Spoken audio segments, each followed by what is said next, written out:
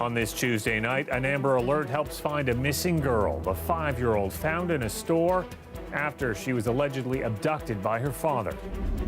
Thank the community for their help and for watching out, and obviously for calling in with those tips. A call from someone who saw the alert led police to the child and her father. Plus, if you can imagine what else you can do with, in a sense, this type of power, it's horrific. can you shut down a Presto terminal or machine with just a tap? This man says he can. And opening doors to open minds. Why some local mosques are inviting in the neighborhood. Good evening, I'm Mike Wise. Police say they have proof tonight that the Amber Alert system works. If you have a smartphone, you likely saw or heard the alert just before dinner. A province-wide alert called after police say a 5-year-old girl was abducted by her own father in Markham. Both have now been found safe. Adrian Chung takes us through what happened. Hours of panic this afternoon, then an Amber Alert as a 5-year-old girl went missing, taken from her classroom, police say, by her father, who was barred from having contact with the child. He came and picked up the child from the school standpoint legitimately, and then we started to see some of these concerns, and at that point police got involved. The suspect, Salman Jaffrey, was seen taking his daughter into a waiting taxi, tracked by police to this strip mall, where Jaffrey allegedly got into another car and drove off with the child, eventually ending up at another mall nearby. Police were tipped off on their whereabouts, finding the girl safe and sound and arresting Jaffrey. Both the father and daughter were found here at a strip mall just off Fairburn Drive after a witness saw the Amber Alert on their phone, recognized the pair, and called police. This latest Amber Alert comes on the heels of the outrage stemming from another. In February, an Amber Alert late in the evening was sent to phones across the province after an 11-year-old Brampton girl was abducted by her father. 911 call centers were swamped with complaints from people who said they were woken up by the warning. Police say today's happy outcome, a rebuke to anyone who questions the Amber Alert system. In any case where a child is missing, we should all be out there looking and concerned and watching for this, and certainly in this case, that's what happened, and we're very grateful for that help. The mobile alert that went far and wide and potentially saved a life. York Regional Police say charges against Jaffrey are pending. Adrian Chung, CBC News, Markham. A man in his 20s is dead tonight after a daylight shooting near Bloor GO station. You just imagine all of one goes out for the afternoon, and that's the last time you see them. And you know, for any of us who have families, it would be a devastating situation for them. Now, this happened just before 3:30. Police found the man in life-threatening condition on Randolph Avenue. He was rushed to hospital where he later died. Now, police are now canvassing buildings in the area. They're focusing on two in particular, one of which is a Toronto community housing building. And just 2 minutes away near Perth and Wallace Avenues, a man in his 60s was struck by a vehicle. He was rushed to hospital with life-threatening injuries. Now, this happened just after 6 o'clock, and police are still trying to identify the man. They're asking for the public's help. He's described as being white with an olive complexion, 5'6", 175 pounds, with brown eyes, gray hair, and a mustache. He also has a scar shaped like a U under his ribs. Anyone with information is asked to contact police.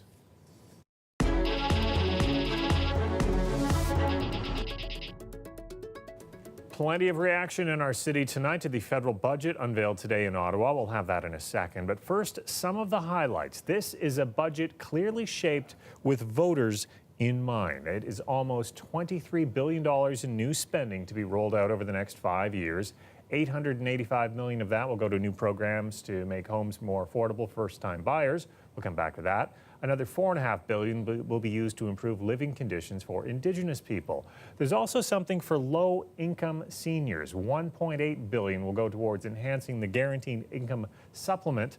The government is also projecting a $19.8 billion deficit for the 2019-2020 fiscal year. Now, in our city, with the high cost of housing, there's no doubt many looking at the measures to help with home affordability. The budget includes some help for first-time buyers. The Canada Mortgage and Housing Corporation, in addition to providing mortgage insurance, will also start offering shared equity mortgages, but that's only in certain situations. First of all, it's for households with incomes under $120,000. You'll still need to put 5% down. CMHC would take an equity stake matching that 5% for new homes and 10% for new builds. So that will reduce a monthly payment, but of course, when you sell the home, CMHC will cash out its share as well. Now, another change to how you can pay for that new home involves dipping into your RRSP. You can now take out a little more under the first-time homebuyers plan. That goes up from $25,000 to $35,000. Now, for renters, there's also a promise to spend more to build rental units. Government is committing to another 9 years of funding a program that already exists. Now, in the end, the government says that will lead to 42,000 rental units across the country. So what about Toronto? Here's what Mayor Tory is saying. The rental construction financing program has been expanded, and I don't think this should be minimized, by $1 billion a year. And just last week, I was able to be out at a project in Etobicoke, for example, which is going to add 239 units, 80% of which will be affordable. So I think this is going to be something that will be of help to housing providers and to us in achieving our goals with respect to affordable housing. Now, this federal budget is, of course, a pre-election budget, and there is a clear political message in it for voters in this province. As Queen's Park reporter Mike Crawley tells us, the Trudeau Liberals are throwing some shade at Doug Ford's Progressive Conservatives. Finance Minister Bill Morneau is handing a couple billion extra dollars directly to municipalities, and he says that is in part because the Ford government doesn't want to work with the Trudeau government. We've not been able to get as many projects done in some places like Ontario, Saskatchewan, Manitoba, New Brunswick, as we'd like. So we've put a municipal infrastructure top-up to make sure that more projects get done across our country. It's $2.2 billion.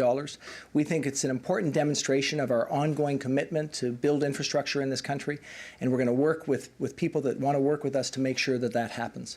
Now here at Queen's Park, the reaction from Doug Ford's Progressive Conservatives to the federal budget is almost entirely negative. Finance Minister Vic Fedeli is not happy about the presence of the carbon tax in this federal budget. He's not happy about the situation for Ontario around federal transfer payments. He's also not happy about the lack of a plan for increasing the supply of legal cannabis. Vic Fedeli is in particular not happy about the federal government's $20 billion deficit. We look at the devastation that was caused by the provincial Liberals, and I'm seeing a mirror image here with the federal Liberals.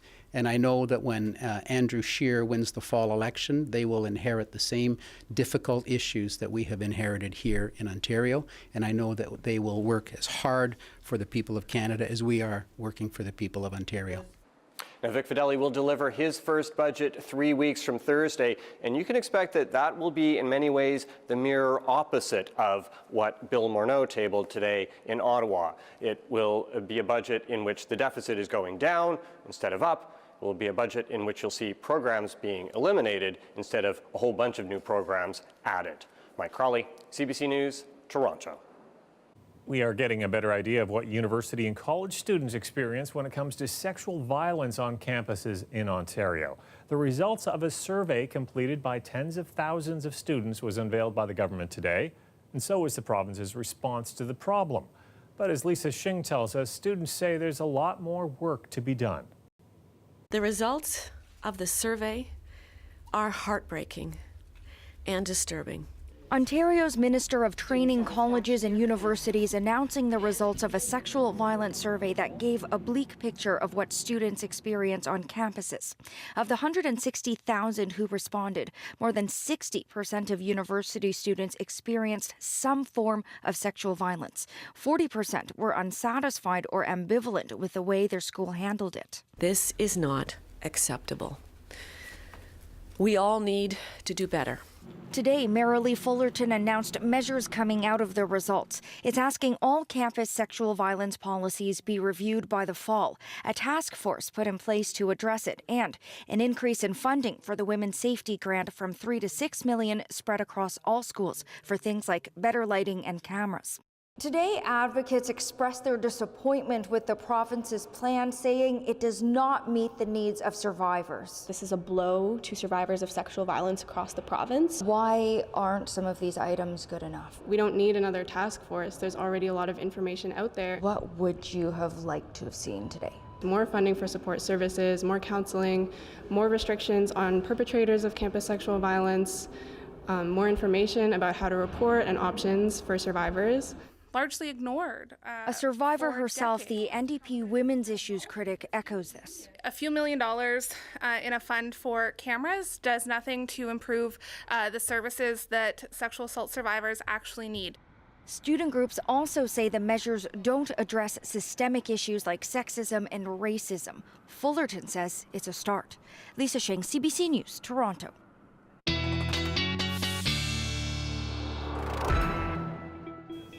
Colette Kennedy's here with a first look at the forecast, and finally, we can almost say we are done with winter. Yeah, phew, we made it, right? We're almost there. First day of spring. It does come in tomorrow, now a little bit later in the day, 5:58 p.m. officially, and we get into spring. Finally, such a long winter that we've been seeing. And you know, in terms of the conditions that we have, for tonight, it's a quiet overnight. We had a decent day today, and what's happening is a south to southwesterly flow is kicking in out ahead of this next system moving in. That's going to push our temperatures up, a little bit breezy, but pushing our temperatures up for Wednesday. So by midday, we'll have sunshine, some clouds starting to build in into the afternoon hours. It's going to be a pleasant day all the way through till we get towards the evening. That's when these showers will arrive, and that'll continue overnight into Thursday. And as temperatures fall off Thursday night, that's when we'll likely see a bit of a mix or some wet snow, very, very light dusting behind the system. We'll stick with some of the cloud cover after that. But a look at our temperatures, -3 overnight tonight, a little bit mild, and tomorrow afternoon, well above seasonal, 9 degrees with that sunshine through most of the day. Mike. Looks fantastic for our first almost day of spring. You got it. Thank I'm you. looking forward to it. You're welcome. I'm Farah Morali outside of Don Mills Station. A Toronto man has found a glitch in the Presto system that has the ability to completely shut down fare gates and fare loading machines using just these two things. I'll have more coming up.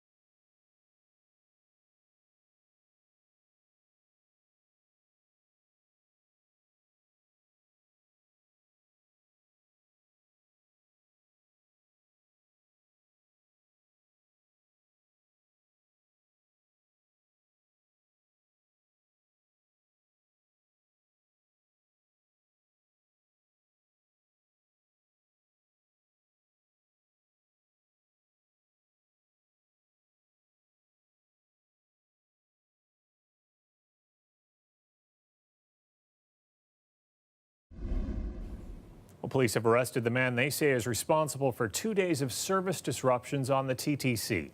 Broadview Station was shut down this morning, the second day in a row, after another suspicious package was left there.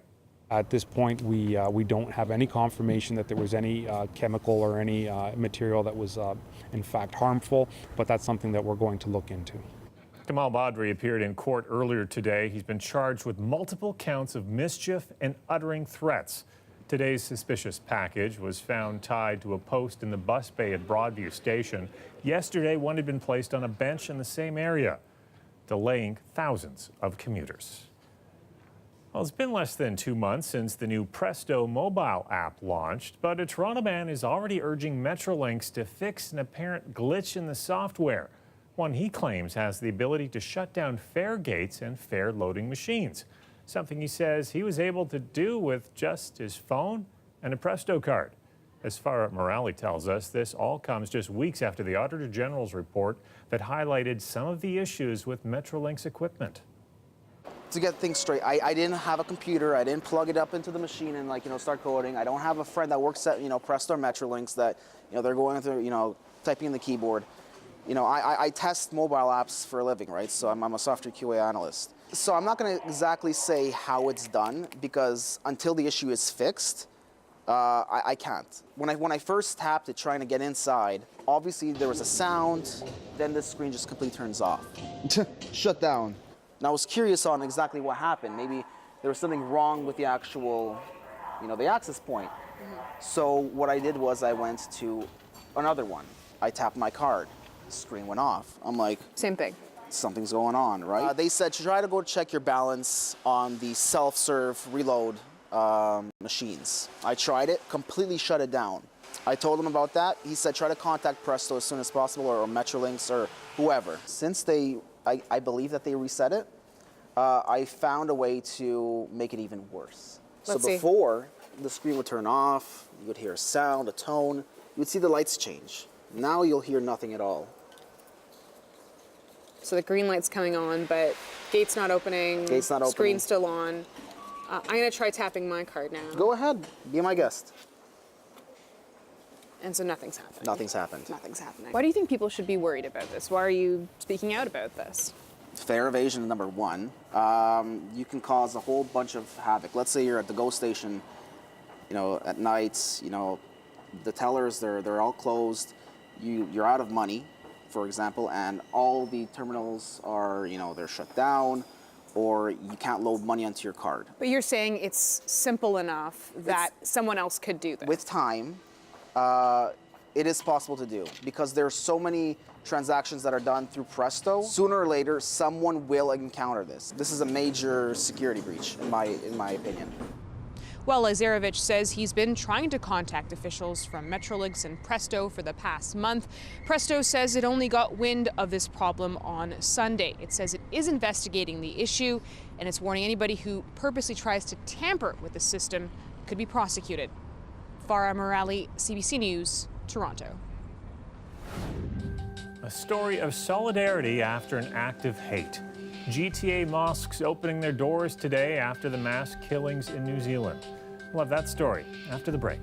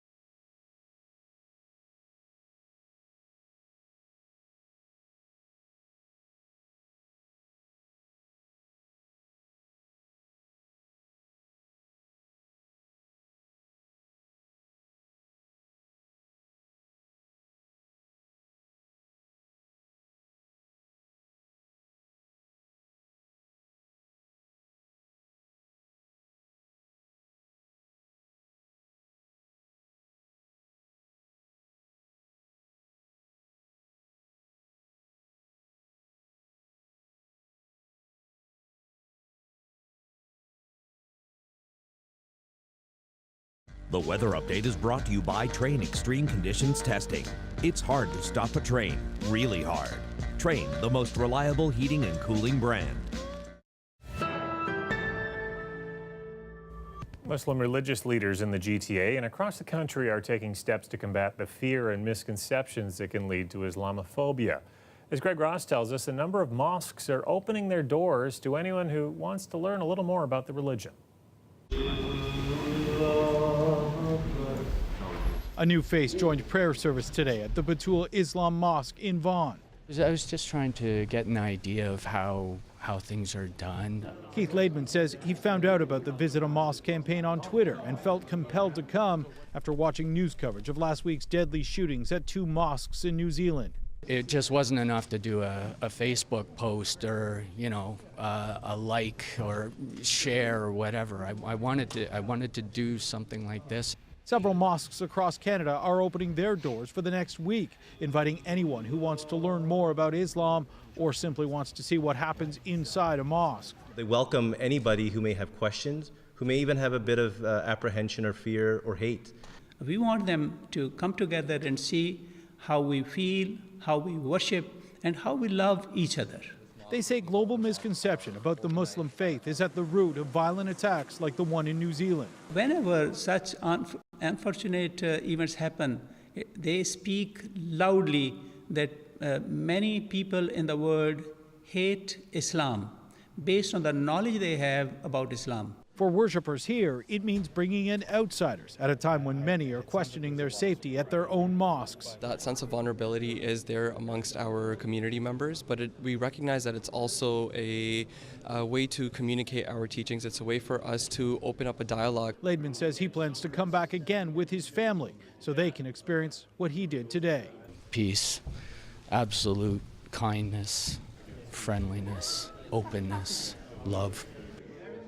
People who want to come and see a mosque are encouraged to go to a new website they've set up, visitamosque.ca, where you can see a list of participating mosques and book a convenient time to come, although they say they will do their best to accommodate people who just show up, like in Keith's case today.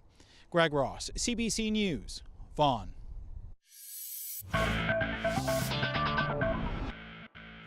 The Leafs in Nashville tonight, still trying to bounce back from Saturday's loss in Ottawa. First period, Predators force a turnover, and the work they give and go for Brian Boyle to slam home. Former Leaf has his 10th goal against Toronto. Jump to the third. Toronto still trying to tie things up. A rebound comes right out to John Tavares. No one can seem to get it to go in.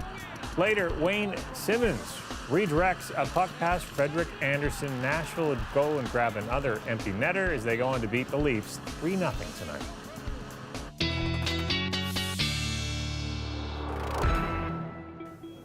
Colette's back with their extended forecast. I don't want to have misspoke earlier. So nice day on tap for tomorrow. Technically, it's the last day of winter. First day spring doesn't start until almost 6 o'clock. I don't think you misspoke. It's that you're being optimistic. Okay, yeah. Right? I mean, spring does start tomorrow. It just starts a little bit later in the day. That's fine. We're going to go with it. I think we're all ready for it. Look at what we would expect in terms of an average high this time of year, just under 5 degrees. We're going way above that for tomorrow, and an average low around -4.4, so we'll even be a little mild overnight tonight. Quiet conditions through the night and tomorrow morning, starting off with a lot of sunshine, a nice day for midweek and for the first coming in day of spring. But as the afternoon progresses and we get into the evening, we're going to find those clouds thickening up. So becoming more overcast into the evening hours. Showers will develop as well, staying mostly as showers for the lakeshore. Further to the north, getting into a mix and a bit of wet snow, light stuff. And even on the back end, as temperatures fall through the overnight, we may see for the city a little dusting of kind of a mix coming through to some light snow. And then we're going to hang on to some of this cloud cover into Thursday as well. Some instability too. So even Thursday and Friday, I still have a chance for seeing a little bit of flurry activity.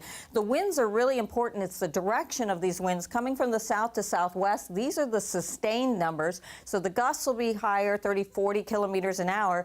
But it's encouraging to see that southerly to southwesterly flow tomorrow, pushing the temperatures up. Then as we get towards Thursday, becoming calm, and those calmer winds will push further east. So we'll see those winds backing off. Then Friday becomes a windy day once again as that next system approaches. A look at the overnight temperatures, -2 with a clearing trend for southwestern Western Ontario. That is till tomorrow afternoon. Showers developing, pushing from west to east. The temperature should get up to about 9 degrees before those move in for you in Windsor. -3 in general, -2 for Hamilton, though, in St. Catharines overnight tonight. And with those southwesterly winds, look at the temperatures tomorrow. Could get into double digits for you in St. Catharines with the clouds thickening late in the day. 5:58 p.m. is when spring becomes official, and then that mix through the overnight into Thursday, keeping the cloud cover. Temperature comes down a little bit. Friday behind that cold front where we get into the windier conditions and just 2 degrees for the high. But if you look into the weekend, I like the trend we're seeing there. Saturday, not so bad. Sunday, the temperature really pushing back up. And also, Mike, that we're holding on through the weekend to some sunshine. That's great. Get out and enjoy Sunday. That's going to look great. Thanks a lot, Colette. Yeah, no problem.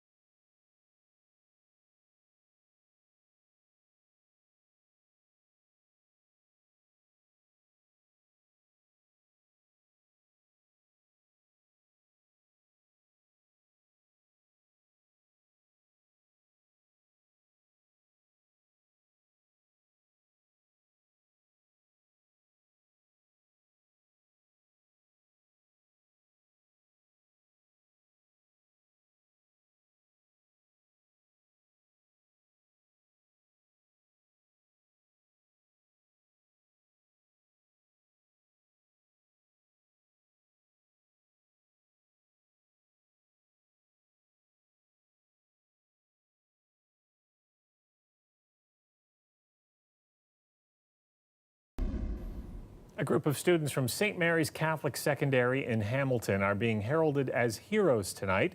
They were on their way to school Monday morning when their bus driver collapsed at the wheel. So that's when they sprang into action. Take a listen. I noticed that the bus was starting to go on a curve towards the side of the road. And then I looked over and I realized that the bus driver was having convulsions. He was having a seizure. So I got out of my seat and I knew I had to do something. So I took the wheel of the bus and I gently steered it over into a nearby swell. It's like a ditch. And the bus stopped in there. And then I proceeded to unbuckle the seatbelt from him so that others could help get him free. Now, quick thinking. Just to let you know, the driver was okay, and he is thanking the students for their quick thinking. Also, keep in mind the young man that helped there had never driven a car before, let alone a bus. Before we go, Jan Arden is on cue tomorrow, talking about her new sitcom that debuts tomorrow. We'll have that tomorrow for you at 10 o'clock on CBC Radio 1. I'll see you back here tomorrow night at 11. Have a great start to spring. Good night.